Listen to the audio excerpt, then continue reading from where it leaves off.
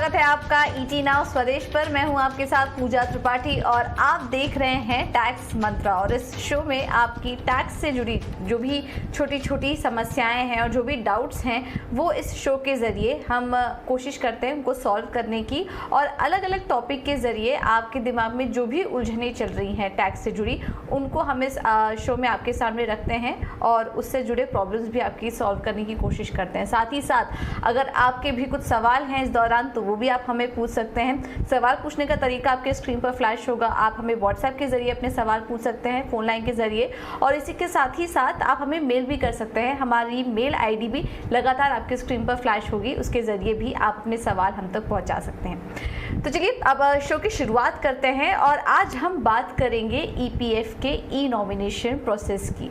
हाल फिलहाल में हमने देखा ये जो ईपीएफ से जुड़ी खबरें थी वो काफ़ी ज़्यादा फोकस में रही। काफ़ी सारे रीजंस की वजह से सरकार ने वहाँ पर दरें भी कम कर दी हैं और इसी के साथ ही साथ हमने देखा कि ईपीएफओ की बाज़ार में भी निवेश करने की योजना है।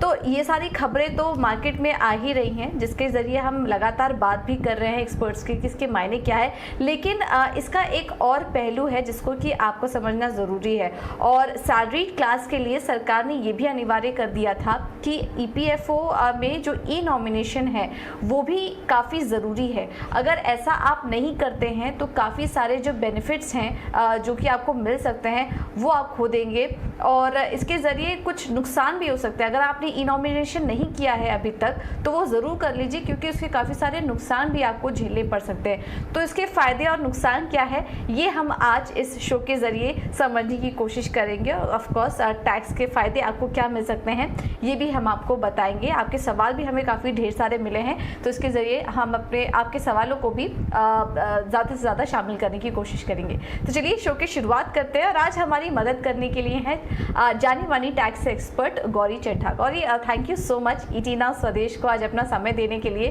तो ये जो टॉपिक पर हम बात कर रहे हैं इसके बारे में काफ़ी ज़्यादा चर्चाएँ होती रहती हैं, पहले भी हुई है और लोगों को पता भी है कि ई नॉमिनेशन करना ज़रूरी है।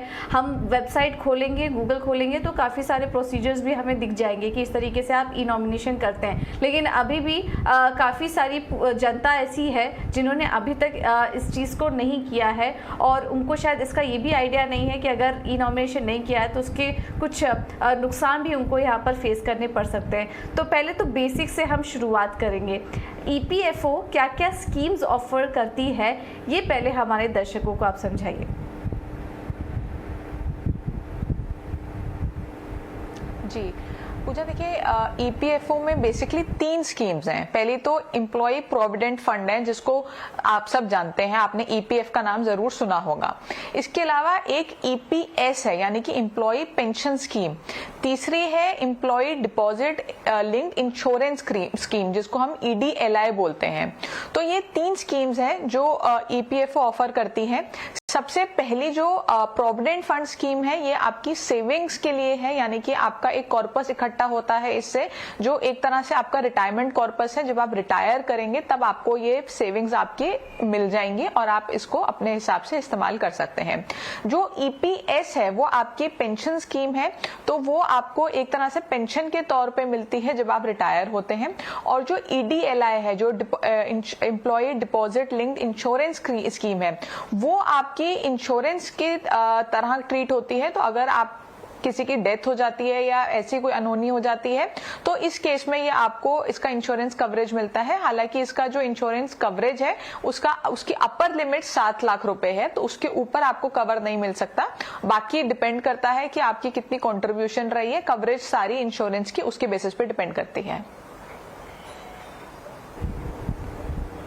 ओके, तो ये सारे कुछ तरीके हैं पीएफ के ज़रिए। पीएफ तो एक काफ़ी पॉपुलर तरीका है जिसका कि हम सबको पता है। उसके अलावा पेंशन और ईडीएलआई यानी कि इंश्योरेंस के ज़रिए भी आप यहाँ पर पैसे निकाल सकते हैं। तो इस तरह की स्कीम यहाँ पर ईपीएफओ आपको देती है। ये ऑर्गेनाइजेशन है ईपीएफओ यानी कि एम्प्लॉय प्रोविडेंट फंड ऑर्गेनाइजेशन, ये 3 स्कीम प्रोवाइड करती है। गौरी, ये भी समझना चाहेंगे कि ईपीएफ का कैलकुलेशन कैसे होता है?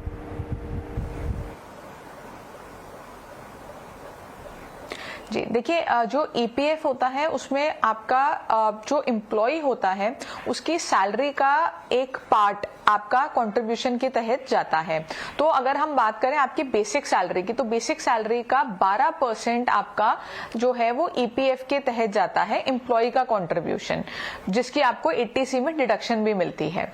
अब इसी का 12% ही, यानी कि इक्वल अमाउंट जितना एम्प्लॉय ने कंट्रीब्यूट किया है उतना उसी का इक्वल अमाउंट जो है एम्प्लॉयर भी कंट्रीब्यूट करता है आपके ईपीएफओ में, जिसमें वो डिवाइड कर देता है आपका अमाउंट ईपीएफ में, ईपीएस में और ईडीएलआई में। तो ईपीएफ का रेट इसमें 3.67 होता है। मैं आपको एक एग्जांपल के तौर पे समझा देती हूँ। जैसे अगर किसी की सैलरी 25,000 रुपए है और उसकी बेसिक 10,000 रुपए है, तो एम्प्लॉय कंट्रीब्यूट करेगा 1,200 रुपए, जो एम्प्लॉयर है वो ईपीएफ में कंट्रीब्यूट करेगा 3.67% यानी कि 367 रुपीज, और 8.33% यानी कि 833 रुपीज वो पेंशन के तहत कंट्रीब्यूट करेगा, और जो बाकी रिमेनिंग है वो इंश्योरेंस की उसमें चला जाएगा। तो ईपीएफ का जो कंट्रीब्यूशन है वो आपका बन जाएगा 1,200 रुपीज प्लस 367 रुपीज, यानी कि 1,567 रुपीज आपका कंट्रीब्यूशन हर महीने ईपीएफ में जाएगा। जब आप रिटायर होंगे तब तक ये कंट्रीब्यूशन काफी बड़ा हो चुका होगा, क्योंकि आपको इसके ऊपर इंटरेस्ट मिलता है। अभी इसके रेट्स चेंज होते रहते हैं। अभी करंटली 8.1% का इंटरेस्ट आपको मिल रहा है। तो जब इसका आपको इंटरेस्ट मिलता है, आपकी कंट्रीब्यूशन जाती है, उसमें इंटरेस्ट कंपाउंड होता रहता है, वो कंपाउंडिंग के साथ जब आप रिटायर होते हैं तो एक बहुत अच्छा कॉर्पस आपको मिलता है। बिल्कुल। और देखिए, ये हम आपको इसलिए समझाने की कोशिश कर रहे हैं क्योंकि जैसा कि गौरी अभी बता रही थी कि एक बहुत अच्छा कॉर्पस यहाँ पर क्रिएट होता है, तो इसका आप ध्यान रखिए। और बीच में कोई भी ऐसी अनएक्सपेक्टेड इंसिडेंट्स हो जाती है तो उस पैसे का इस्तेमाल आपके फैमिली मेम्बर्स भी कर सकते हैं। तो इसके लिए ई नॉमिनेशन देखिए बहुत ज़रूरी है। इसको थोड़ा और आगे हम समझने की कोशिश करते हैं। तो गौरी, आज का टॉपिक जिस पर कि हम थोड़ा आपसे समझना चाह रहे थे, ई नॉमिनेशन प्रोसेस के बारे में बताइए और इसके क्या फ़ायदे हैं, और अगर नहीं करते हैं तो फिर क्या नुकसान भी हो सकते हैं एक टैक्स पेयर को या फिर सैलरीड एम्प्लॉय को।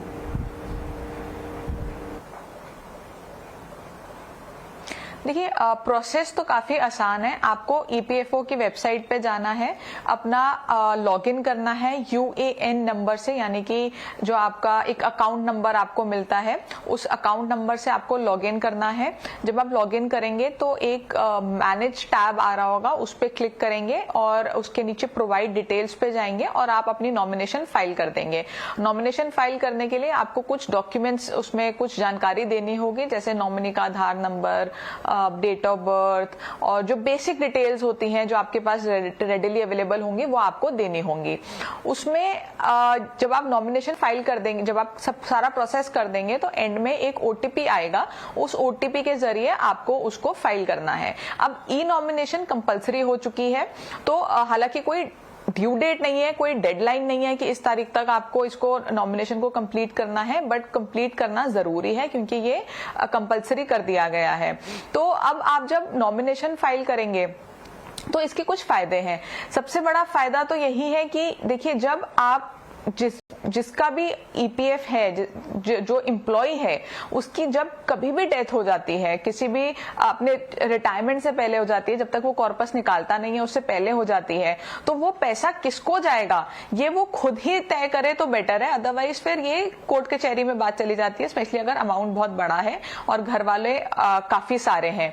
तो आपको किसको नॉमिनी बनाना है, किसको ये पैसा जाना चाहिए, ये तय करने के लिए नॉमिनेशन जरूरी है। स्पेशली अभी हमने रिसेंटली देखा, कोविड टाइम्स में बहुत लोगों की डेथ हुई है, और इसके बाद जो जब नॉमिनेशन नहीं होता तो उनको बहुत दिक्कत आई है, जिन लोगों ने नॉमिनेशन नहीं किया, क्योंकि कोई भी ये सोच के नहीं चलता कि मैं कितना जीने वाला हूं, किसी को पता नहीं है।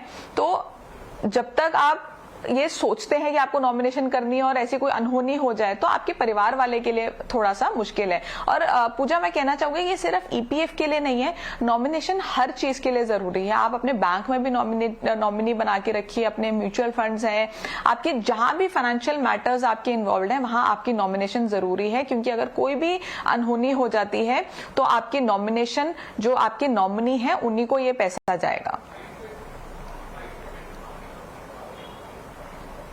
बहुत इंपॉर्टेंट बात आपने हमें बताई कि ईपीएफओ में देखिए, अगर आप बहुत अच्छी पोजीशन पर हैं, अच्छी खासी सैलरी आ रही है आपकी, तो ऑब्वियसली उसके ज़रिए आपका बहुत अच्छा कॉर्पस भी पीएफ में क्रिएट हो रहा होगा। और इस चीज़ की नीड काफ़ी ज़्यादा पता चली कोरोना काल के दौरान में, जैसा कि गौरी भी बता रही थी। तो नॉमिनेशन ज़रूरी है, और ना कि सिर्फ ईपीएफओ के संदर्भ में, बाकी हर जगह, बैंक्स में भी, आपके कोई भी प्रॉपर्टी है या कहीं पे भी पैसा आपका रखा है, इनफैक्ट अगर आपने मार्केट में ही पैसा लगाया है तो उस केस में भी नॉमिनी ज़रूर रखिए। ईपीएफ स्कीम से जुड़े फिर नॉमिनेशन रूल्स क्या है गौरी, ये भी बताइए।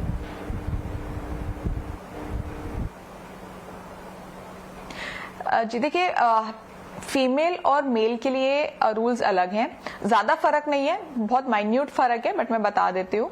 जो मेल्स होते हैं उनके लिए स्पाउस, बच्चे जिसमें मैरिड बच्चे भी आ सकते हैं, डिपेंडेंट पेरेंट्स और सन की विडो या और उनके बच्चे, ये सब आपके नॉमिनेशन में आ सकते हैं। आपके नॉमिनेशन में आप इनको फाइल कर सकते हैं। जो फीमेल्स हैं उनके लिए ये सब लोग आते हैं, यानी कि उनका स्पाउस भी आता है, उनके बच्चे भी आते हैं, चाहे मैरिड हो या अनमैरिड हो, उनके डिपेंडेंट पेरेंट्स भी आते हैं, साथ ही स्पाउस के डिपेंडेंट पेरेंट्स भी आते हैं। और उसी के साथ जैसे मैंने बताया, जो अगर आपके सन की कोई विडो है और उनके बच्चे हैं तो वो सब कवर हो जाते हैं। तो ये सब आपके उसमें आ जाते हैं। अगर हम ईपीएस की बात करें, पेंशन स्कीम की, तो उसके अंदर आपके सिर्फ स्पाउस और आपके चिल्ड्रन, चाहे अडॉप्टेड हो या आपके अपने हो, दोनों ही केस में आपके वो इसमें कवर हो जाएंगे। ओके, तो ये कुछ नॉमिनेशन रूल हैं जिसका कि आपको ध्यान रखना है। ज़्यादा कुछ डिफरेंस नहीं है, लेकिन मेल फीमेल के लिए ये कुछ नियम हैं जो कि शायद आपको नहीं पता होंगे। हम इसके ज़रिए आपको एक एक नियम समझाने की कोशिश कर रहे हैं। तो फिर इसमें एक सवाल ये उठता है कि क्या ईपीएफ मेंबर किसी को भी नॉमिनेट कर सकता है? मान लीजिए उसके परिवार में कोई नहीं है, वो अकेला है और उसकी सैलरी उसको आ रही है, अच्छी खासी सैलरी उसको आ रही है, तो ऐसे केस में अगर उसके परिवार नहीं है पीछे, तो क्या वो किसी को भी नॉमिनेट कर सकता है?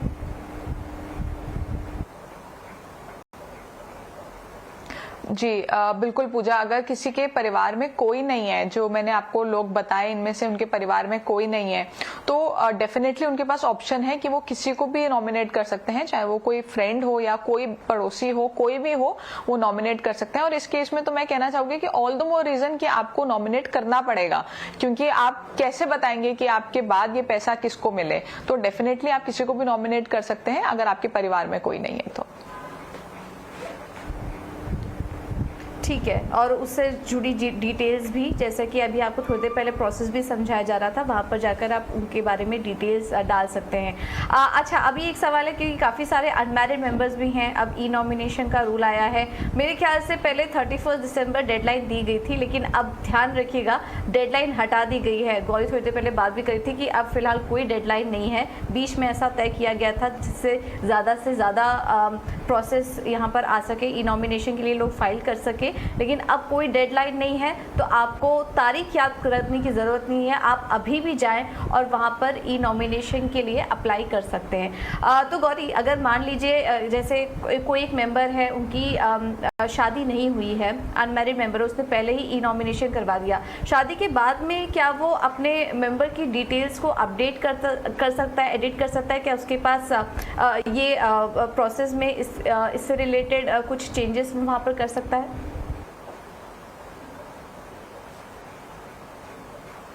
जी बिल्कुल, देखिए अगर जैसे मैं बात करूँ फीमेल्स की स्पेशली, तो अगर कोई फीमेल मेंबर नॉमिनी है आपकी और उनकी शादी हो जाती है, तो शादी के बाद आपको डेफिनेटली ये जो डिटेल्स हैं वो अपडेट करनी होंगी, और उसका प्रोसेस सेम ही है। पोर्टल पे जाके, जहाँ पे मैंने बताया मैनेज टैब पे जाके, आपको वहाँ पे उनकी, क्योंकि उनके जो डिटेल्स हैं, जो उनकी बेसिक, उनका नाम, उनका और जो उनकी एड्रेस और ये सब है, वो सब बदल जाएगा।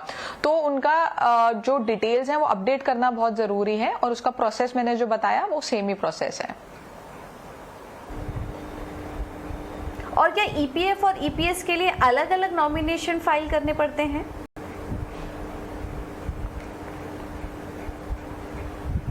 देखिए जरूरी नहीं है कि आपको अलग अलग करना है।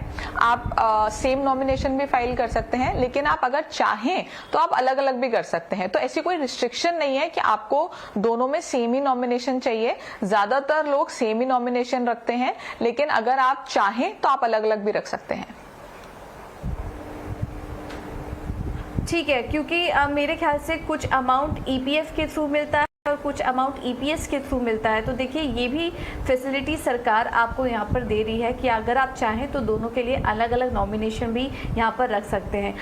अगर गौरी यहाँ पर मान लीजिए कि किस ई नॉमिनेशन या फिलहाल मैंडेटरी कर दिया है, कुछ लोगों को पैसे की ज़रूरत पड़ जाती है उनके प्रोविडेंट फंड से, तो अगर इन्होंने ई नॉमिनेशन नहीं किया है तो क्या कुछ क्लेम्स फाइल करने में उनको कभी पैसों की ज़रूरत पड़ी और क्लेम किया उन्होंने अपने ईपीएफ बैलेंस में से, तो क्या वहाँ पर कुछ दिक्कत हो सकती है और क्या क्या दिक्कत यहाँ पर आएगी, ये भी हम आपसे समझना चाहेंगे कि अगर आपने ई नॉमिनेशन प्रोसेस अभी तक नहीं किया है तो।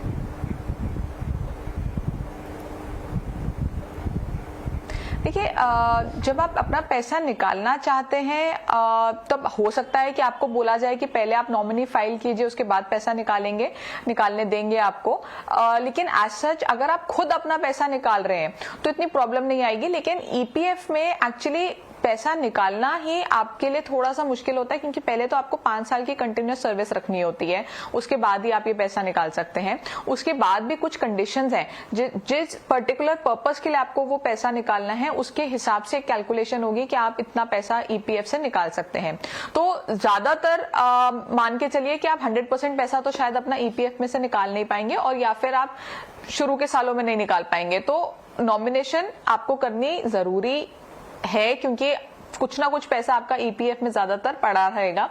दूसरा, अगर कोई अनसर्टेनिटी, कोई ऐसी अनहोनी हो जाती है, तो कोई ऐसा इवेंट हो जाता है जिसमें एम्प्लॉई की डेथ हो जाती है, तो उस केस में प्रॉब्लम आएगी कि वो पैसा अब किसको मिलेगा, उसमें डिस्प्यूट होगा और काफी प्रॉब्लम्स आएंगी। तो उससे बचने के लिए आपको जो नॉमिनेशन है वो करनी जरूरी है। ओके, और इस केस में क्या एम्प्लॉयर को भी कुछ फिजिकल डॉक्यूमेंट्स या फिर ऐसे एम्प्लॉयर को कुछ फिजिकल डॉक्यूमेंट्स भेजने की ज़रूरत है, या फिर वहाँ पर रिक्वायरमेंट नहीं ई नॉमिनेशन प्रोसेस के तहत? नहीं पूजा, अब सब कुछ ऑनलाइन कर दिया गया है। ई नॉमिनेशन आपका होगा, ओटीपी से वेरीफाई होगा, आपके पास ओटीपी आएगा। Most probably I think Aadhaar based OTP ही होता है, तो आपका ओटीपी से ये वेरीफाई हो जाएगा। आपको कुछ भी फिजिकल डॉक्यूमेंट अपने करंट एम्प्लॉयर, प्रीवियस एम्प्लॉयर या इनफैक्ट कहीं भी भेजने की बिल्कुल भी कहीं जरूरत नहीं है। राइट, तो देखिए काफ़ी कुछ बातें हमें क्लियर हो चुकी हैं। आप चाहें तो जाकर चेक कर सकते हैं, क्योंकि जब आप अपने ईपीएफओ आईडी पर लॉगिन करेंगे तो वहाँ पर आपको दिख जाएगा कि अभी तक आपने फाइल नॉमिनेशन प्रोसेस शुरू किया है या नहीं किया है, या फिर आपके एम्प्लॉयर के द्वारा वो हुआ है या नहीं हुआ है। और अगर नहीं हुआ है तो आप आज ही जाकर इस प्रोसेस को कंप्लीट कर लीजिए, क्योंकि अगर आपने नहीं किया है तो उसके कुछ नुकसान भी बाद में आपके परिवार को उठाने पड़ सकते हैं, और आपके लिए भी चीज़ें काफ़ी हद तक आसान हो जाएगी। क्योंकि देखिए छोटा अमाउंट नहीं होता है, मेच्योरिटी होने के बाद में अच्छा खासा अमाउंट, अच्छा खासा कॉर्पस आपके लिए क्रिएट हो जाता है। और यहाँ पर तो सरकार ये भी सुविधा दे रही है कि आप ईपीएफ, ईपीएस के लिए अलग अलग काफ़ी सारे स्कीम प्रोवाइड की जाती हैं, तो उसके लिए आप अलग अलग नॉमिनी भी यहाँ पर रख सकते हैं अपने परिवार की फाइनेंशियल सिक्योरिटी के लिए। तो चलिए काफ़ी सारी चीज़ें यहाँ पर क्लियर हुई हैं इस प्रोसेस के थ्रू। चलिए अब आपके सवालों को भी शामिल कर लेते हैं जो कि हमें मिले हैं। एक सवाल हमें आया है यहाँ पर, उसको पहले शामिल कर लेते हैं।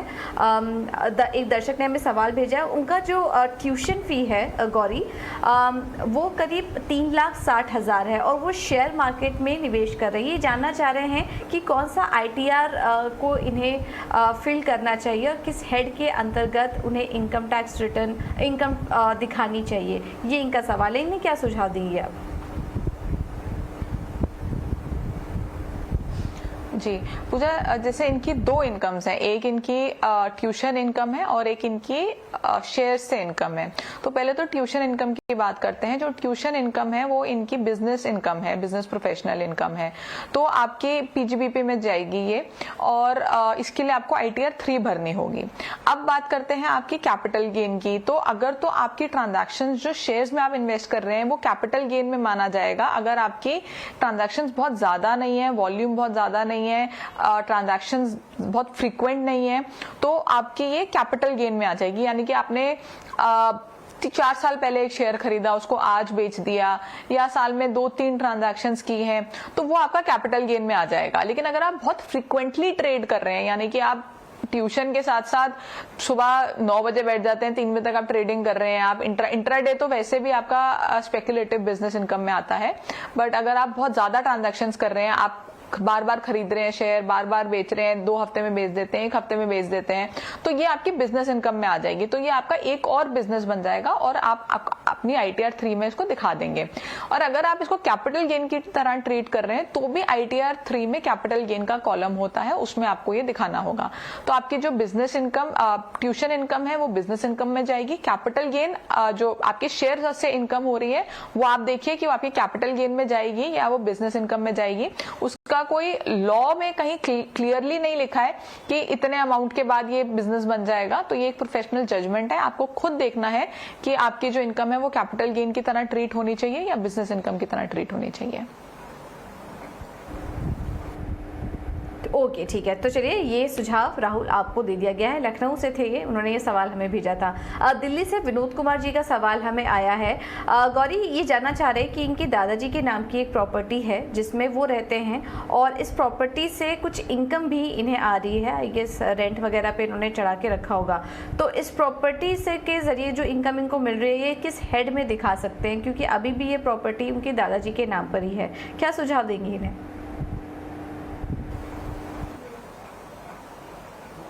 देखिए, सबसे पहले तो रेंट आपको आ रहा है तो आपको अपनी रिटर्न में इसको शामिल करना जरूरी है, और आप जो ये इनकम है इसको इनकम फ्रॉम हाउस प्रॉपर्टी में दिखाएंगे। दूसरी बात ये है क्योंकि प्रॉपर्टी आपके दादाजी के नाम पे है, उसके बाद आई थिंक आपके फादर के नाम पे हुई होगी और अब आपके नाम पे होनी चाहिए, तो आप कोर्ट से सक्सेशन सर्टिफिकेट जरूर ले लीजिए ताकि आपके पास प्रूफ हो कि ये प्रॉपर्टी आपकी है। अगर आपके और ब्रदर सिस्टर्स भी हैं तो वो उस हिसाब से डिवाइड होगा, या अगर आपके दादाजी की या फादर की कोई विल है और वो विल के हिसाब से डिवाइड हो रहा है तो उस हिसाब से डिवाइड करके आप इससे सक्सेशन सर्टिफिकेट लेके उसके बाद आपकी जो चिंता है वो खत्म हो जाएगी। लेकिन टैक्स तो आपको देना ही है, तो जो भी इनकम आपकी आ रही है इस रेंटल इनकम के तहत वो आपकी सारी की सारी इनकम फ्रॉम हाउस प्रॉपर्टी में चली जाएगी।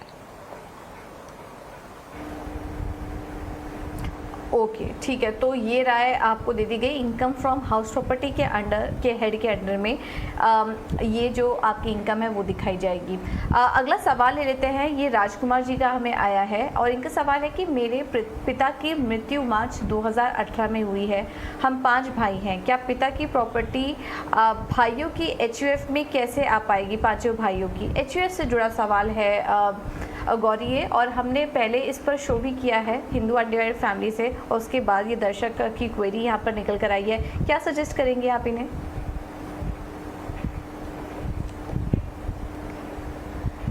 जी देखिए, पिताजी की प्रॉपर्टी है तो वो आप 5 भाई हैं, तो पिताजी के बाद ये प्रॉपर्टी आपके 5 भाइयों में बढ़ जाएगी जिस तरह से उन्होंने अपनी विल में लिखा होगा, या फिर इक्वल प्रोपोर्शन में ये बढ़ जाएगी।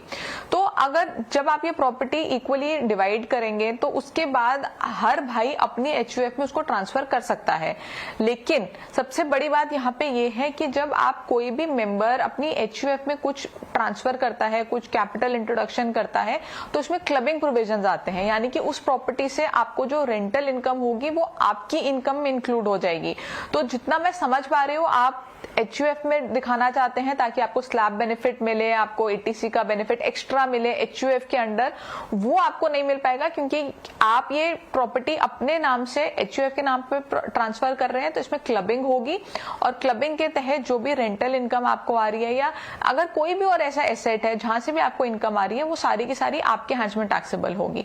तो ट्रांसफर आप कर सकते हैं, उसमें कोई दिक्कत नहीं है, लेकिन जो टैक्स बचाने का आपका जो पीछे थॉट होगी, जो मुझे लग रहा है वो थॉट टैक्स बचाने की है, वो शायद कहीं ना कहीं पूरी नहीं हो पाएगी क्योंकि इसमें क्लबिंग के प्रोविजंस लग जाएंगे। ओके, ठीक है, बिल्कुल ये राय आपको दे दी गई है विनोद जी। हमने HUF पे पहले भी एक शो भी किया था जिसके ज़रिए बताया गया था कि इंडिविजुअल यहाँ पर HUF भी क्रिएट किए जा सकते हैं और इसके बेनिफिट क्या हो सकते हैं, फ़ायदे और नुकसान क्या हो सकते हैं, ये भी आपको बताया और आपको भी यहाँ पर सुझाव दे दिया गया है कि आप अपना HUF कैसे बना सकते हैं और उसमें ये इनकम कैसे दिखा सकते हैं। एक और सवाल ले लेते हैं यहाँ पर, और ये सवाल हमें आया है अहमदाबाद से राजीव कुमार का। इनका सवाल है, क्या मैं अपने पत्नी के नाम पर नया अकाउंट खोल सकता हूं और टैक्स बेनिफिट क्लेम कर सकता हूं? मुझे लग रहा है कि इनकम कुछ एक्स्ट्रा आ रही होगी जिसको कि अपने ज़रिए वो टैक्स नहीं बचा पा रहे होंगे, वो पत्नी के नाम पर नया अकाउंट खुलकर टैक्स बचा जा रहा है। थोड़ा क्लैरिटी नहीं है इनके सवाल को देखकर, बट क्या सजेस्ट करेंगी गौरी इन्हें, क्या ये सही होगा करना?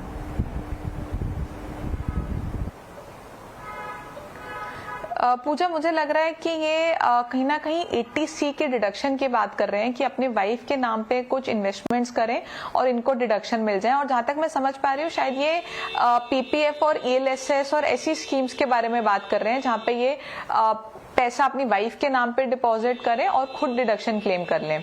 तो मैं दोनों PPF और ELSS जो दो मुझे समझ में आए हैं कि उनके माइंड में चल रहे होंगे, मैं दोनों का बता देती हूँ। PPF में तो आप अपने नाम पे, अपने बच्चों के नाम पे या अपने स्पाउस के नाम पे इन्वेस्ट करके डिडक्शन क्लेम कर सकते हैं। यानी कि अगर आप PPF में निवेश कर रहे हैं अपने स्पाउस के नाम पे तो 80C के तहत आपको डिडक्शन मिल जाएगी। लेकिन ELSS जो फंड्स होते हैं उसमें अगर आप वाइफ के नाम पे, हस्बैंड के नाम पे, बच्चों के नाम पे इन्वेस्ट कर रहे हैं तो आपको डिडक्शन नहीं मिलेगी। ELSS में डिडक्शन लेने के लिए आपको अपने नाम पे ही निवेश करना है। तो ये दो मेन जो मुझे लग रहा है एस्पेक्ट्स हो सकते हैं आपके माइंड में, एक PPF और ELSS, क्योंकि बाकी सेविंग्स में तो देखिए अगर आप कुछ ट्रांसफर कर रहे हैं अपनी वाइफ को कुछ उनके सेविंग्स अकाउंट में या उनको वैसे कुछ पैसा दे रहे हैं तो उस केस में तो क्लबिंग लग जाती है। तो आपको इनफैक्ट जो इंटरेस्ट उनको आ रहा है वो भी सारा आपके इनकम में टैक्सेबल हो जाएगा। तो अगर आप अपनी वाइफ को कुछ वैसे गिफ्ट कर रहे हैं, यानी कि आप उनको कोई चेक से ट्रांसफर कर रहे हैं, NEFT कर रहे हैं, RTGS कर रहे हैं, तो जितना पैसा आपने उनको ट्रांसफर किया उस पर जितना इंटरेस्ट है वो सारा का सारा आपकी इनकम में ऐड हो जाएगा और आपकी इनकम में टैक्सेबल हो जाएगा। तो वो तो करने का फायदा है ही नहीं। PPF और ELSS मैंने आपको बता दिया। ओके, ठीक है, तो हमने आपके सवाल को थोड़ा समझने की कोशिश की। अगर आप ATC का बेनिफिट यहाँ पर उठाना चाह रहे हैं और पत्नी के नाम पे EPF के जरिए कुछ फ़ायदा उठाना चाह रहे हैं तो फिर आप ये कर सकते हैं। लेकिन अगर आप नया अकाउंट खोलकर अपनी इनकम दिखाकर, अपनी पत्नी का अकाउंट के नाम खोलकर अपनी इनकम दिखाकर टैक्स बेनिफिट लेना चाह रहे हैं तो ये करने की सलाह तो फिलहाल नहीं दी जा रही है और इसको एक तरीके से टैक्स चोरी का ही मामला यहाँ पर निकल कर आता है, जो कि आपके सवालों से हमने समझने की कोशिश की। चलिए गौरी, बहुत बहुत शुक्रिया आपका समय देने के लिए आज और इस काफ़ी इम्पोर्टेंट टॉपिक पर अपनी राय देने के लिए। तो अगर अभी तक आपने ई नॉमिनेशन का प्रोसेस शुरू नहीं किया है तो अभी जाएं, कर लें, जिससे कि उससे जुड़े फ़ायदे भी आपको मिल सके। इसी नोट के साथ मुझे दीजिए इजाज़त। नमस्कार।